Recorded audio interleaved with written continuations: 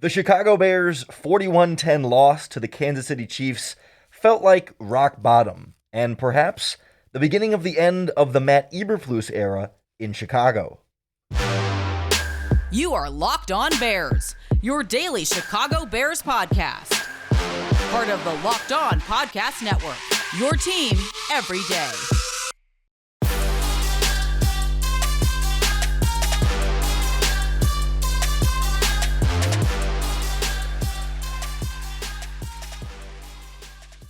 This is Locked On Bears, and I'm your host, Lauren Cox. I'm here to bring you your daily, in-depth Chicago Bears news and analysis. You can follow me on Twitter at CoxSports1. You can follow the podcast on Twitter at Locked On Bears. You can like Locked On Bears on Facebook. Join the Locked On Bears Facebook group for even more Bears talk. And make sure you hit that subscribe button on the Locked On Bears YouTube channel to keep up with all of our video podcasts as well. Thanks for making Locked On Bears your first listen today. We're part of the Locked On Podcast Network, your team every day. Today's episode is brought to you by LinkedIn Jobs. LinkedIn Jobs helps you find the qualified candidates you want to talk to faster. Post your job for free at linkedin.com/lockedonnfl. That's linkedin.com/lockedonnfl to post your job for free. Terms and conditions apply. On the show today, we try and pick up the pieces, figure out where we are after a 41-10 thrashing at the hands of the Kansas City Chiefs. What feels like perhaps Matt Eberflus's Mark Trestman game, what feels like the beginning of the end, what feels like maybe can't get much worse than what we saw on the field on Sunday. We'll kind of look at the bigger picture here of how embarrassing that was and what were we expecting versus what we got on the field, putting it in the sort of the broader context here of like, how did we get here? How did it get so bad to what we saw on Sunday? And as we do after every bad loss, we do want to also wrap up with some of the positives we saw in the game and some of the positive reasons perhaps to keep watching, to have this team still matter moving forward this season, even if you don't have faith in the organization and the regime as it currently stands, leading this team to success. But there's no doubt this game was embarrassing. No one thought, or very few people thought, the Chicago Bears were going to come in and pull off the big upset over the defending Super Bowl champion Kansas City Chiefs. But it was a question of effort and how close the Bears might be able to make it. This was a Chiefs team that had been a little flat to start their season. The Patrick Mahomes offense hadn't been scoring at the rate that we were used to seeing from them, and they were making mistakes. They were getting in their own way. They were vulnerable and not nearly as dynamic and deadly as they had been in years past. So the Bears had an opportunity in this game, again, not to come in and pull off a huge upset necessarily, but just to look respectable, to band together after all the adversity that they went through this week with Alan Williams resigning and more stuff slowly coming out about that. Justin Fields seemingly calling out his coaching staff and walking that back. Your left tackle Braxton Jones going on injured reserve among Eddie Jackson injured and out for this game. All sorts of things and more happening to this Bears team. And you wondered, would they come together? Would they grow closer as a result of all this and say it's us against the world? Everything is crumbling around us. Let's band together and fight back. Or would it be, woe is me, we can't keep up with these Chiefs. What are we going to do? Oh, shucks, ho hum. Let's fall over and let them roll all over us. And it kind of felt like a lot closer to the latter, And, it's tough because, we shouldn't be surprised if the Chiefs blew out the Bears. To me, it's not so much about the exact final score per se, but it's kind of how we got there and what we saw in the game, right? It's the Kansas City Chiefs having almost zero problems marching down the field and scoring. We saw, first drive of the game, the Bears held them to a punt, and you're like, okay, maybe. That felt like a really, really small victory, but all right, maybe this defense, even without Eddie Jackson and obviously without Kyler Gordon, maybe they got something here, but then they drive down the next drive and score, and you're like, okay, well, they probably are going to be a team that scores, but then They drive down again and score, and then they drive down again and score, and they drive down again and score, and then they score a field goal one more time before halftime, and it's 34-0 at the half, right?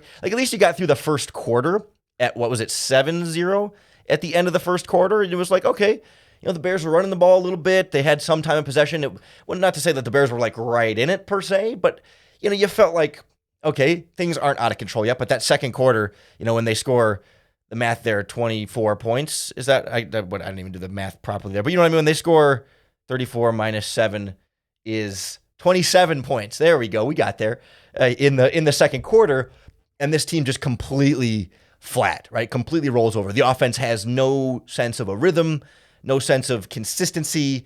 Then Fields gets sacked. I think that we end up getting a turnover at some point in that combination. And of course, like, defensively, the Chiefs are running all over the Bears. And then Mahomes is finding open receivers all over the field and has all day in the pocket. And it just felt way too easy. It'd be one thing if you lose to the Chiefs, 28-7 or even 35-7, but it's like, okay, Patrick Mahomes' company had to earn some of those 35 points, right? They had to go on the 12-play drive.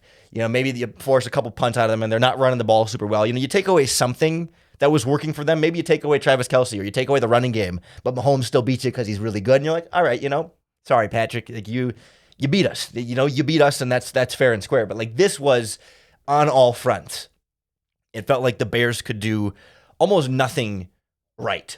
And then, of course, like, things just get that much messier. Like, I really thought the big pivotal moment was right at the end of the first half. With 3 minutes to go, the Patrick Mahomes and the Chiefs scored. Bears are down 21-0. 3 minutes left. You're going to get the ball. You got the chance here to basically do a 3-minute drill. Can you drive down, score some points before the half, and tell the Chiefs, hey, we're not quitting. We're still in this game. And you come out right after the kickoff, a touchback, delay of game. And you're like, God, how do you come out on a new drive and delay of game? All right, let's try it again. Then, immediately after that, Khalil Herbert fumbles. Chiefs take over, and you certainly end up holding them to a field goal there, but then you take over again, 2 minutes to go, down 24-0. Can you still find it in you to respond? And of course, DJ Moore drops a perfect pass from Justin Fields. Very next play, tipped, intercepted, and like, at that point, it's game over, and it's not even the end of the first half, and that's where things are really bad. When it's game over, and there's still 1:37 left in the half, and of course, they scored another touchdown at that point, and another field goal from that point. Like, this was it was pathetic. The Bears looked unprepared, unmotivated, and just unable to play together as a team. And, despite certainly there being some very real talent issues on this roster, both in terms of injury and team construction, how much of this comes on coaching, though? When guys aren't prepared and the guys that that are talented aren't playing well, start to point back to the coaching staff. And that's kind of how we get to, how did we get here? How did it get so bad? Is it all coaching? Is it all talent? What's going on here? Well, I want to talk about the way Matt Eberflus kind of addressed that after the game in a way that I found a little bit unsatisfactory, even if maybe there isn't a satisfactory answer. Next on Locked On Bears. The Locked On Bears podcast is brought to you by our friends at LinkedIn. These days, every new potential hire can feel like a high-stakes wager for your small business. You want to be 100% certain that you have access to the best qualified candidates available, and that's why you got to check out LinkedIn Jobs, because LinkedIn Jobs helps find the right people for your team faster and for free. Let's say your team is looking for a defensive coordinator because your defensive coordinator resigned abruptly due to issues now that HR are apparently involved in. Well, maybe you could go to a place like LinkedIn to find a new defensive coordinator, because LinkedIn has, all the best candidates. Everybody's on LinkedIn. I'm on LinkedIn. I bet you are on LinkedIn as well. And if you're not, a lot of your coworkers are, and a lot of defensive coordinators are on LinkedIn. And then they've got simple tools like screening questions that make it easy to focus on candidates with just the right skills and experience, so you can quickly prioritize who you'd like to interview and hire. LinkedIn Jobs helps you find the qualified candidates you want to talk to faster. Post your job for free at linkedin.com/lockedonnfl. That's linkedin.com/lockedonnfl to post your job for free. Terms and conditions apply.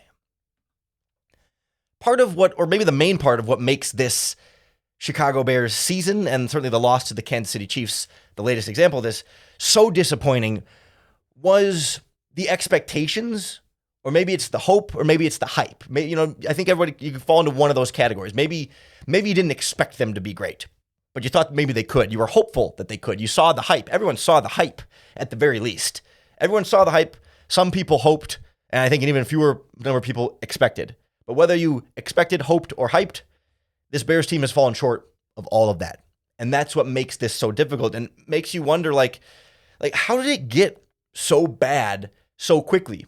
And I think the short answer there is that it was bad all along, that it was never good, right? And that it didn't get so bad. It's been so bad. And now it's just revealing to us that it's bad. That like, it's not like they were good and then got bad. They were never good in the first place. They never showed us that they were actually good. We thought they could be for a number of reasons. And I think it's really easy in hindsight to sit back and say, oh, look, of course, we should have known that they would start 0-3 and be terrible. I think certainly the hype was too much, right? The hope was maybe too much and the expectations were too much. That is true. But it's not like there was no reason to think this team could have been better this season. You bring in, for all the reasons we talked about, you bring in DJ Moore, you tried to upgrade the offensive line, you signed big free agents on defense, draft picks at positions of need. Like, you filled a lot of holes, not all the holes, but a lot of holes on this team, plus continuity with the offensive coaching staff and with Justin Fields and some of the receivers on the team. Like, there were legitimate things you could point to that said there was good chance this team could get better. Obviously they didn't and have not yet, but it's not like there was no reason to think that in the first place. But to me, some of this comes down to like, well, why isn't it come together like so quickly at the start of the season? We are only 3 games in, but it's just interesting to me that like the Bears don't seem to have a very good answer for this. So after the game, and I'm not going to play the clip because let me just to be, I guess, honest about it. Like, Matt Eberflus kind of rambles for a while and Matt Eberflus does a lot of like word salad, which is fine. I'm not even here to like criticize Matt Eberflus. I'm just saying, like, for your time so we can actually like talk about it. He says a lot of words to not always say a ton of substance behind it, and that's coach speak and all that stuff. He's not the only one who does that, and I'm just not beside the point. But the point being, I'm not going to play the whole audio clip for you. But Matt Eberflus was asked, like, why isn't this working? What's going on? Why is this team so much worse than we thought they would be? And to sort of paraphrase the question and paraphrase the answer, he pointed to 2 main things. One, that they've got like 30 new players on this roster, and it takes time for all the turnover they had on this roster to have these players playing on the same page and playing together and being cohesive as one unit. The other thing he mentioned was that these players didn't get to play together very much in the preseason because of all the injuries. They didn't have their full starters for the preseason games. They didn't have their full starters for a lot of training camp practices. And so like this is still a lot of the first time that a lot of these players are playing together. And well, I think those things are true sentences. Those are true descriptions of what happened to the Bears. It is true that they have a bunch of new players. And it is true that injuries and I think coaching decisions led to them not playing together as much in the preseason. I mean, those are factual observations about the team as it stands right now. I'm not sure that those, though, are the reason or are fully explain what we've seen here. And to be clear, and Matt Eberflus's defense, which I'm not going to say a lot, that phrase in Matt Eberflus's defense, you're not going to hear that a lot because I'm not here to defend Matt Eberflus. He did admit, hey, things are not as good as they should be. We are falling behind. He said, like, this is not making excuses because we should be farther along than we are. But if you're looking for a reason or an explanation or an answer as to why we're not, that's what he points to is turnover and new players and trying to get cohesion, and then also lack of preseason and injuries in training camp, keeping them from being able to build that cohesion. And I don't fully buy that as a valid reason. Not even talking excuses here, but like a valid reason. Again, like those are true things that happened to the Bears. They are valid that they happened. I don't believe them to be fully valid as an explanation as to how things have gotten so bad. Only because I look around the rest of the NFL and other teams had a bunch of turnover on their roster. Maybe it's not 30 players. Maybe it's not players at the exact positions that the Chicago Bears have had turnover, but plenty of teams, every team has a decent amount of turnover, and some teams have had just as much, if not more, or a similar amount of turnover as the Chicago Bears. And you're not seeing every team come out as flat and helpless as the Chicago Bears. Most teams had injuries in the preseason. Plenty of teams didn't play their starters or all of their starters throughout the preseason. Many teams in the NFL did not get long extended bouts of their whole starting lineup throughout the preseason. And they don't come into week 3 and lay an egg, and weeks 1 through 3 and be absolutely useless. To me, the excuses there, I mean, again, he's not trying to make excuses, but the explanations there fall flat. When I look around and I see the Arizona Cardinals at 0-2 beat the 2-0 Dallas Cowboys, where no one thought they would have a chance in that game. No one thought the Cardinals would win, let alone cover the spread, let alone be anywhere close. Everyone thought that Cardinals-Cowboys game would look like Bears-Chiefs or look like Broncos-Dolphins, that it would be a huge blowout. The Cowboys would roll the Cardinals because the Cardinals have a bunch of turnover and a brand new coaching staff and players that haven't played together. Their starting quarterback was traded there 2 weeks ago, and yet they play together as a team, and they beat a team that no one thought they had a chance to beat. The Houston Texans take on the Jaguars. The Jaguars have been looking sharp this season. The Jaguars played the Chiefs really tight last week.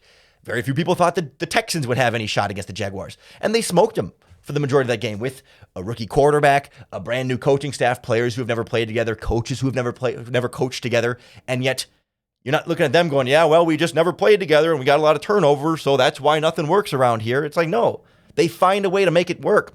They have coaches that coach the players up and put them in the positions to be successful. And I'm not even saying that the Cardinals or the Texans have the best coaching staffs in the world, but I just feel like we don't get enough of finger pointing at himself from Matt Eberflus. He's not blaming other people, but he just keeps saying, yeah, we got to correct it and we got to be better and yada, yada, yada. But where's you know what? This starts with me. I'm the head coach. I didn't have our players ready. Our coaching staff is not doing good enough. We need to be better. You know what I mean? He sort of talks around that, but we don't get the direct, taking the blame on me. It's like, well, guys got to execute and we got to improve some stuff and we got to work on stuff to get better, but they just aren't. And at some point, who are they good? At some point when they're not getting better, what's the reason they're not getting better? Because the coaching they're receiving is not getting them better. At some point, it's on you guys, the coaching staff, and it's not on continuity and turnover and you didn't get to play in the preseason. I mean, if they'd played in the preseason, you think we're seeing much better than this? I mean, we're seeing bad effort. We're seeing bad scheme, bad play calling. We're seeing players just not play up to the standard that we're used to. And to me, it falls on the shoulders of Matt Eberflus and then subsequently the rest of the coaching staff. And it's why it feels like this is the beginning of the end for them. Feels like this is what's going to get Matt Eberflus and company fired after this season. I mean, unless they perform a miraculous turnaround, this feels like the game where we look back and go, yep, that was where it was over. That was where the Matt Eberflus era started to end. And that's an all too familiar place we've been following the Chicago Bears team for, I guess my entire lifetime, but certainly the last 10 years. It's literally been a decade of Trestman, Fox, Nagy, and now Eberflus. A very kind of depressing note there, but let's try and find some positives, right? Let's not just leave it on that sort of sad, yeah, we got shellacked and this sucks, because it sucks. And this can be some group therapy of letting it all out and venting, but it could also be some group therapy of hey, wait a minute. Roschon Johnson keeps looking good. There's some other young players on here. There's some moments, there's some flashes, there's some things in this game that don't make you feel totally better and don't erase everything that was bad, because of course everything's bad. But it's not hopeless. There's not nothing to watch for. There's not nothing good at all coming out of this Bears team. Let's go through some of the positives and see some things that we could still be a little bit encouraged about.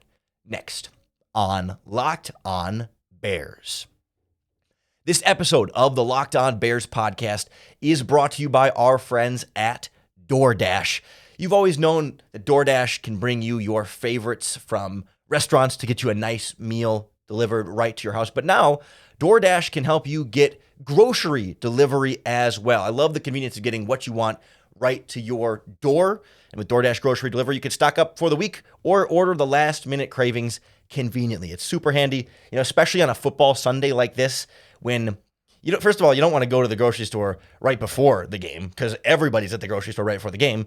And you sure as hell aren't going to go to the grocery store during the game, because you're not going to miss the game. But DoorDash grocery, they can go get your groceries for you right during the Bears game and have them delivered to your door right when the game's over. So game's over, you can put your groceries away, and boom, you did 2 birds with 1 stone, one thing to check off your honey-do list, and you are ready to go. With thousands of grocery stores to choose from, you'll find the best in your neighborhood and also boost your local economy with each and every order. Right now, you can get 50% off your first DoorDash order up to a $20 value when you use our promo code LOCKEDONNFL at checkout. Limited time offer, terms apply. That's 50% off, up to $20, no minimum subtotal, and zero delivery fees on your first order when you download the DoorDash app in the App Store and enter our promo code LOCKEDONNFL. Don't forget, that's code LOCKEDONNFL for 50% off your first order with DoorDash. I never want to have our game positives feel like it's, again, excusing or overlooking or, detracting from all of the bad. And I hope the first two segments here are enough of the hey, this is seriously bad and miserable, and we should all accept that and not try and pretend like things are great and better. But at the same time, there are some things here from this game that we can point at and say, even in a 41-10 beating, even in probably the most embarrassing loss since 2014 against the Patriots. I mean, we don't need to power rank embarrassing Bears losses, right? We don't need to relive those, but one of the more embarrassing Bears losses of recent years. A couple things that stand out to me as positives in this game. One, the Bears came out and ran the football and continued to run the football early in this game. Justin Fields said afterward, that was the game plan this week. We wanted to establish the run and stick with the run. And we saw them come out and they ran the ball well. I mean, certainly when you lose 41-10, run the ball well is a relative term there, but Khalil Herbert, 4.4 yards a carry. Roschon Johnson, 4.8 yards a carry. And of course, Fields scrambled around a lot for 4.3 yards a carry. This team, sure, the volume didn't end up being very high because you were down 5 touchdowns at halftime, so you had to abandon the running game.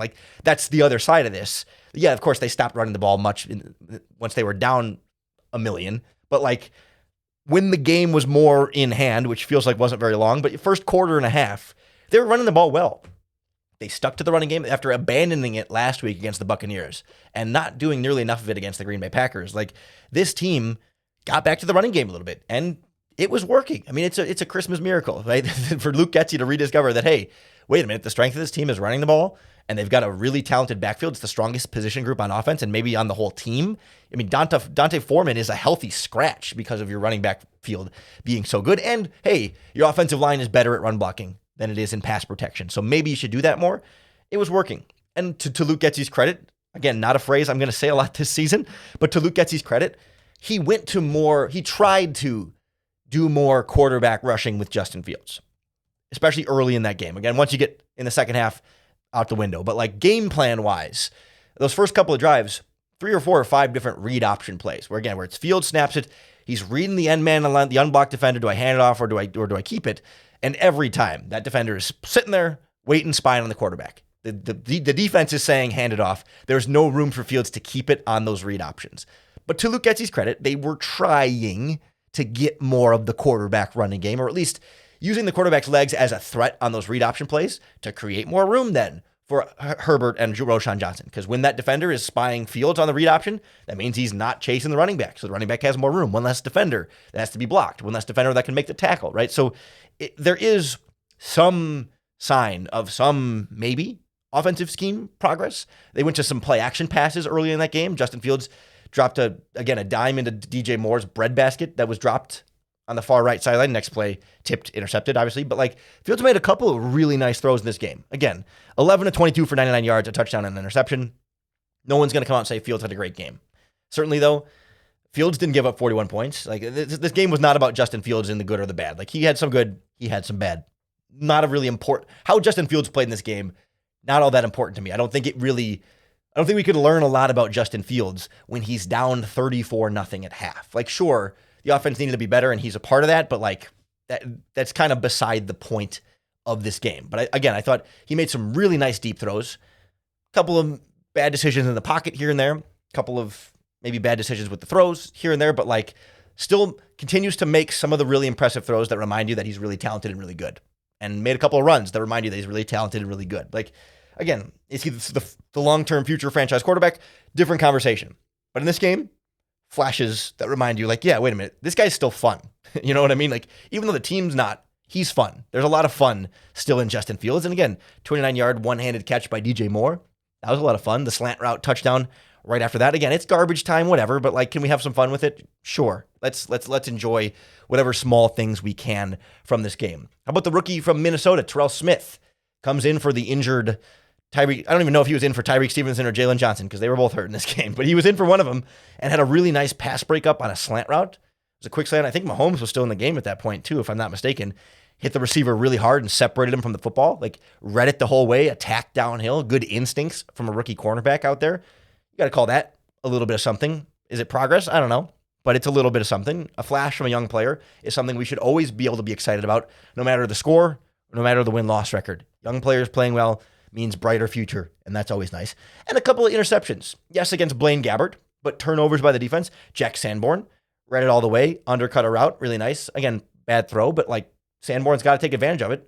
Certainly he could have dropped that interception and we wouldn't remember it twice, but hey, Sanborn made a pick and had a nice return on it. And the rookie undrafted free agent safety, Quindell Johnson, got a pick. I think it was a tipped pick and didn't end up going anywhere, but still, you got to catch those balls.